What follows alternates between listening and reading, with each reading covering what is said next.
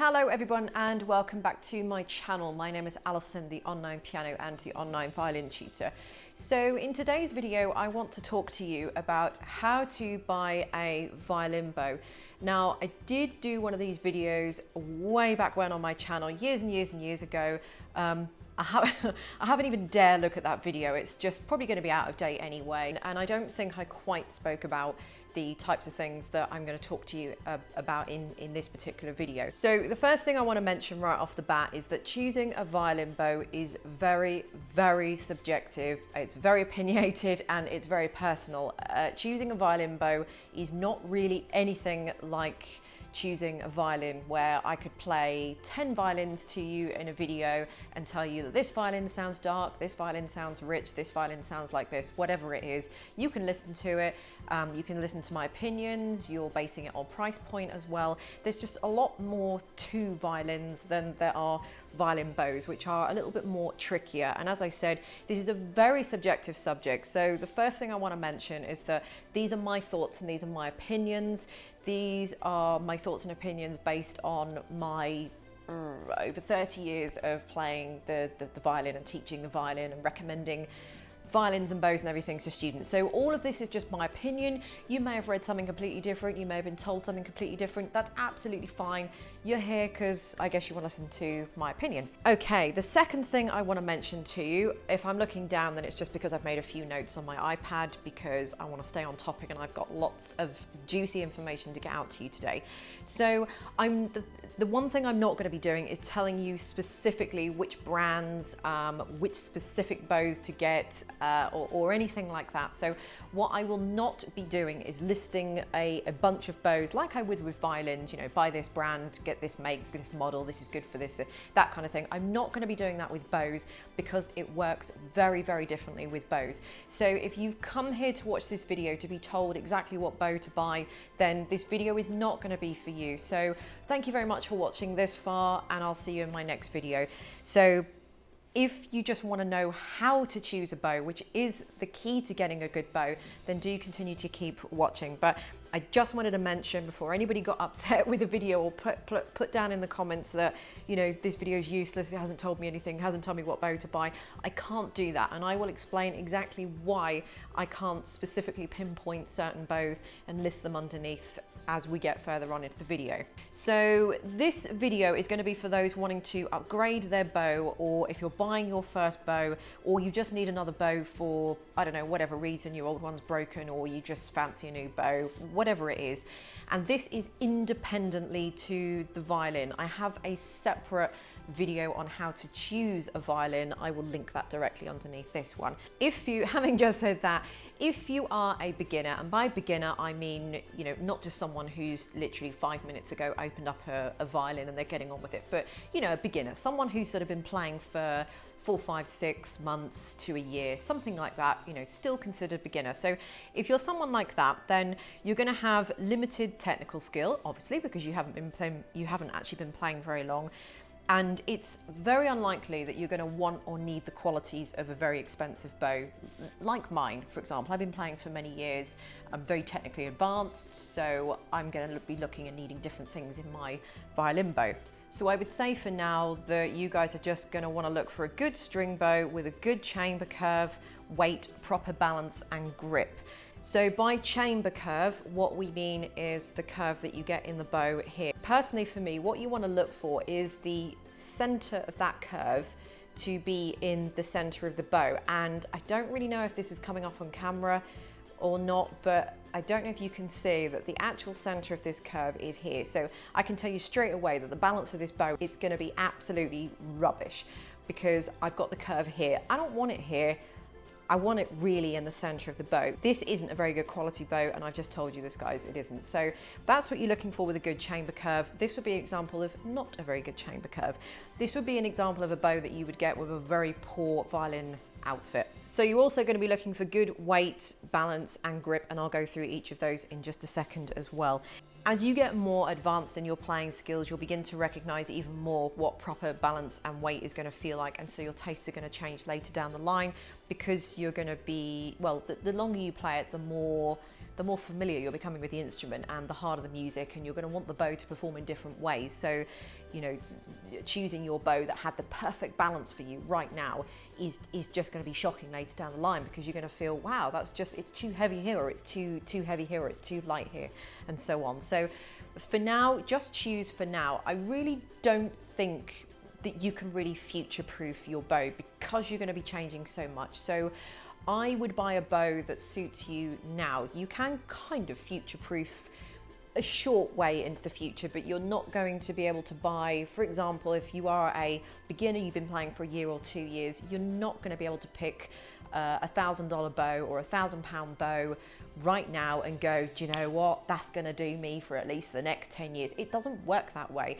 because the $1,000 bow that you might pick might be a very, very good bow, but you're still going to be picking that $1,000 bow based on your technical abilities that you have right now. That $1,000 bow isn't going to be as good as it could be when you get 5 years down the line, because again, you're going to look at that and think, wow, I mean, you know, it's a good bow and I can appreciate it, but for me, do you know what, the balance is off, the weight is off, it just doesn't feel quite right. So you can't just buy a $1,000 bow or a £1,000 bow and go, yep, that's great, because at the beginning of the video I just told you that all the bows were subjective, and your tastes and your technical skills are going to change along the way. Okay, so let's move on to the technical aspects of what to look for. Now, there are 3 types of bow. You've got Brazil wood, Pernambuco, and carbon fiber. The bow that I have at home is a Pernambuco bow, and to be perfectly honest with you, I'm a bit of a Pernambuco snob. It's all I will buy, and it's all I like. Now, this one, so a Brazilian wood is a generic term given to several tropical woods that are used in entry-level bows. So it's basically just like just a mishmash of tropical woods that they use. Nothing special about them, purely for the fact that they're tropical. And that type of wood seems to work very well for violin bows, really. And so this would be Brazil wood, because I know it's not carbon fiber, and it certainly isn't going to be Pernambuco, especially for the price that this was. So this is just a mishmash of wood, and you know, it serves its purpose. And this is what you'll just get with any cheap student kind of violin that you get, the Stentor 2, something like that. You're paying what, $150 for a Stentor 2, £120, you know, whatever it is. You're not going to be getting Pernambuco wood in that, so it will just be a mishmash of kind of Brazilian wood, more than likely. Okay, so Pernambuco, these have been the choice of violinists from about the late 18th century, and they just seem to possess the right combination of strength, weight and balance that we find in a bow, and also they also have a nice elasticity and responsiveness to them. Okay, carbon fiber bows, they have come about the last 20 years or so. They've become popular, and in part because of the shortage of Pernambuco, which is why Pernambuco bows are actually very difficult to get hold of, and they're very expensive. Carbon fiber bows are manufactured from various grades of carbon fiber bonded with a resin. They possess many of the qualities of Pernambuco, so I guess it's just like anything. If you're running out of something, you'll try and find something similar to kind of live up to what you had originally. Carbon fiber is durable, and at its price range represents a good value. Regardless of whichever ones you select, the Pernambuco carbon fiber or Brazil wood, all bows share certain considerations when it comes to their playability. So I guess, you know, it's horses for courses, really. I wouldn't purposefully go for a Brazil wood bow if you were looking for a bow, because you know it's going to be very, very cheap. But again, it depends on your price range. So if you can't afford a Pernambuco bow, you're having a look at the shop. Pernambucos are, I don't know, $600-700, $500, £600, whatever the price they are, and you're thinking, wow, that's way out of my price range, then you could head towards a carbon fiber bow, because they're not going to be, in my personal opinion, carbon fiber bows are never going to be the same as Pernambuco bows, because they are the best wood that you can buy. But they are going to come in at a close second, and because it's made of carbon fiber, the price is going to be a lot more friendly as well. What to actually look for in a bow, or the physical attributes of the bow as well. So sound, again, I'm just reading off my iPad here because I've spent a long time making all these notes. So I would say that inexperienced players are often surprised at how different bows can create different sounds on their instruments. So if you go and try out a whole bunch of bows, you will hear the difference between each bow that it makes on your violin. It'll be small and it will be subtle, but you will still be able to hear the difference nonetheless. Okay, and here are some things that you should look for. A suppler bow will have a smoother and fuller sound. However, if the stick is too soft, or the wood of the stick is too soft, the sound can lack clarity and definition. I guess that just makes sense really, doesn't it? A stiffer and stronger bow will give a brighter and more focused sound. Sometimes an overly stiff bow can produce a very rough and edgy sound. That's fine if that's the kind of thing that you want to. Perhaps if you're a very soft player, for example.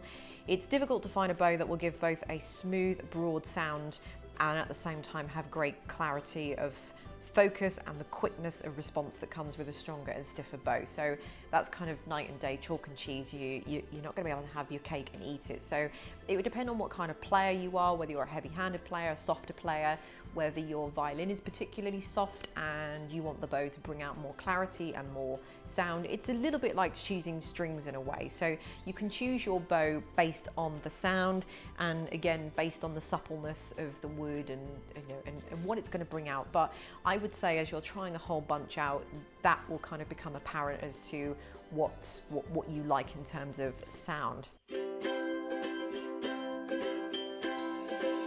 Okay, so moving on to weight and balance. So proper balance is far more important than weight. So what I would often do is pick up the bow and just see how natural it feels in the hand. So don't pick the bow up like that in your hand. Pick the bow up as if you were, in your proper bow grip. Pick the bow up and see how that feels in the hand. Now for me, this bow is too heavy, but this bow is just trash basically, and I know that, and that's fine. But for me, this bow is too heavy, and I know this is too heavy because, my word, this is putting an awful lot of pressure on my little finger. My little finger is never like this. My little finger would normally, if I hold the bow, my little finger would normally just gently be sitting on the top, whereas with this, I'm having to kind of move it slightly further out, and this little finger is really starting to hurt because it's picking up the slack. As I said with bow grip, and I don't want to go too much into this, but if you've got a good and proper bow grip, all of the fingers and the hand and the thumb should work together. No one single finger or one single part of your hand should have, or should be picking up more of the slack of the bow than others. Everybody should be working, it should be working as a team. So the fact that my little finger is really having to hold this bow up, it says to me that the balance of this is shocking, and I would just throw this away, and I would disregard it and move on to the next one. If I take my little finger off, instantly it falls. I physically can't hold the bow without, you can see it slipping out of my hand. I physically can't hold the bow without my little finger on there, and that is a no. If you find that you are holding this with a breeze and it's almost tipping up the other way, you'll probably find the bow is going to be too light. So you want to find something that's just sort of floating away in the middle, really. Again, it's very difficult to demonstrate because this is just so heavy. So that's kind of what I mean by balance and weight. Depending on where you go for your bow as well, you might find a round or octagonal bow. Now this is a round bow. I don't know if this is coming out on camera or not, but this is completely round. Some of the bows that you might feel are just octagonal. There doesn't really seem to be any difference between the two. My bow is around about an 18th century bow as a Pernambuco bow, as I said earlier, and that is octagonal, but there is no scientific evidence to prove that an octagonal bow is better or worse than a round bow. It really doesn't matter. Now, if you're shopping for a bow, either you're shopping in a shop at a violin luthier or a dealer or wherever it is that you've chosen to go, or you're going somewhere online, it's always better to go into a physical shop because you can try the bows out there and then. But there are a few places that you can order online where they will send you a bunch of bows. So it'll be something like, I know in the UK we have a few places where you can I don't know, you give them like £150 as like a holding fee. You get that back, or you get that towards the cost of your bow once you've bought it, and they will send you, you know, a bunch of bows, whatever it is, depending on that company's policy. You try them out in a week or 2 weeks, and then you post them back, and then they'll refund you your money, or you know, you pay the difference between the bow. You don't send obviously the one that you've chosen back. But going into a physical shop is always going to be better, because then you've literally got the whole rack of the shop, whereas if you're buying online, they're not going to be sending you, you know, a dozen or more. The whole process is going to be a lot longer. You want to try all dozen bows, you know, right there in front of you at the time, to get the most out of it, I would say. Steps in actually buying a bow. So the first step would be to establish a budget, like you would with anything. So another little tip is, when you go to the shop, bring your own violin that you use, obviously, and bring the current bow that you're using as well. And it doesn't matter whether your bow is just a piece of trash like this. Bring your current bow, because this will give you like a benchmark. This will give you something to work everything else from. Remember, it's all appropriate to the standard you are. So you're not trying to buy a really, really expensive bow that you're going to be using in five or so years time. You're just choosing a bow that's going to be suitable for you right now. I should probably add in here that I am assuming that you've already chosen your violin. So it would be a silly idea to buy a bow before you upgrade the violin. So if you were thinking of upgrading a violin, upgrade the violin first and then buy the bow. Otherwise, you're going to go through the whole process of choosing a violin bow based on the current violin that you've got. And then if you're to get rid of that violin in, you know, another 2 weeks time and think, oh, I think I'll change my violin now, the bow that you've bought, chances are, isn't going to be that great with it. And then basically just common sense the rest of it. So if it were me, I'd probably ask to see around about 4 to 6 bows in my budget that I've kind of, you know, that the luthier has suggested to me, or Pernambuco bows, carbon fiber, you know, whatever it is. Have a chat with the person that you're talking to, and just ask to see 4 or 6. And once you've chosen 1 or 2 from that batch, ask to see more and kind of add to it. So you're just kind of choosing 2 or 3, or whichever ones you liked out of that batch, disregard the rest of it, add another 4 or so to that, go through the same process again, you know, and see which one you eliminate. And remember that first impressions are really important, so just make sure that you have a good balance with it. If you get the bow and it's just too heavy like this, don't even bother with it, because you're not gonna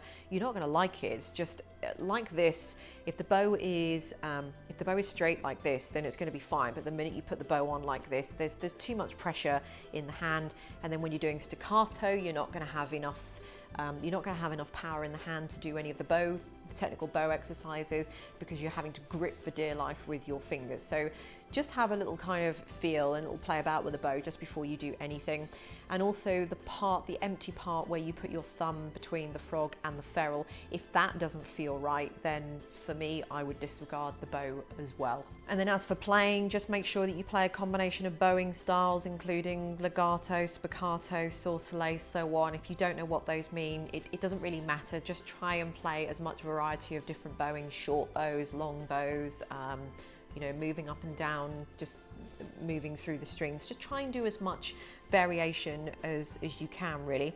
What you want to do is try and play some passages near the heel of the bow, play some passages in the middle, passages at the tip, all of it. Just kind of utilize as much as you can.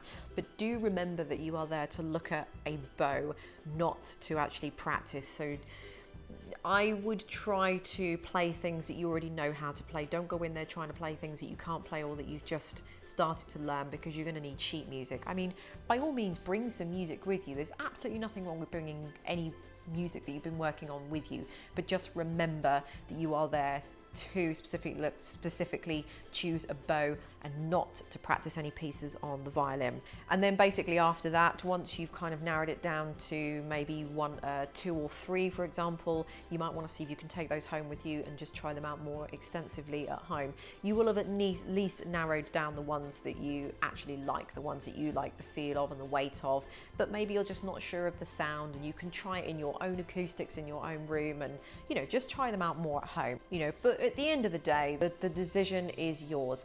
And folks, this is exactly why I can't tell you which bow to choose.